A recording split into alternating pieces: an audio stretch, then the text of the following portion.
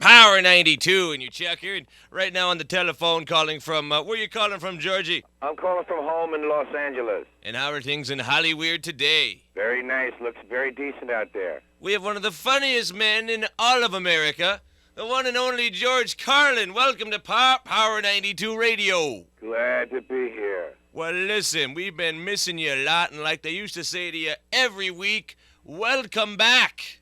Well, I'm coming up there to clear the place up for Gorbachev. You know what I mean? Well, what you been doing lately? Well, I've been doing a lot of this. I do a lot of touring and traveling on my show. You know, I do about 110 concerts a year. Minneapolis is one of them. I do some movie acting. I'll be in the movie. A lot of people saw Bill and Ted's Excellent Adventure. They're going to do a sequel to that, and Rufus, my part, is getting expanded. And I'm doing a movie this summer with Nick Nolte and Barbara Streisand, a non-comedy role. So things are happening on that front. Things are happening with the concerts and the shows on HBO. Ooh. See that? Ooh. Good answer. Ooh. Good answer. Ooh.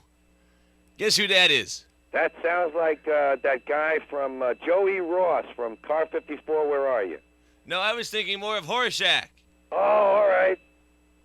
Whatever happened to that guy? He was very funny. I think he was killed in a jewelry store robbery. Oh, you don't say. Yeah, I think so. You know how the theme of that show was loosely based on fact.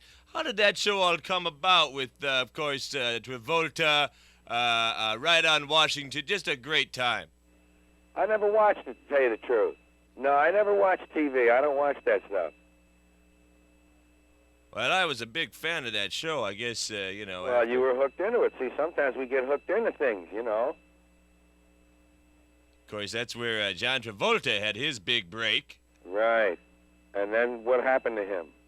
Well, he went on to do that Saturday Night Live movie. Saturday Night Fever. Exactly. And then he kind of dropped out of sight. Yeah, what's he doing nowadays? I have no idea.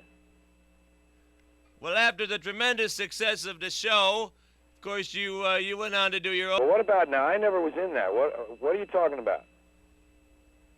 Come again?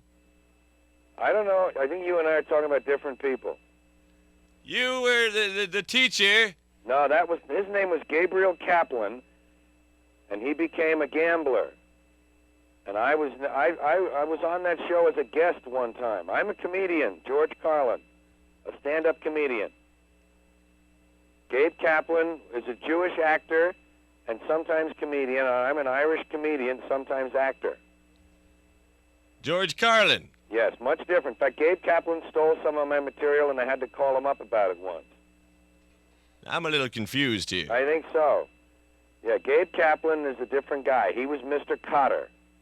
Exactly. Gabe is out there somewhere playing poker right now. He became a kind of a casino poker player. He's got a sports radio show now in Los Angeles. You don't say. Yeah, Gabe Kaplan. George Carlin. George Carlin, that's me.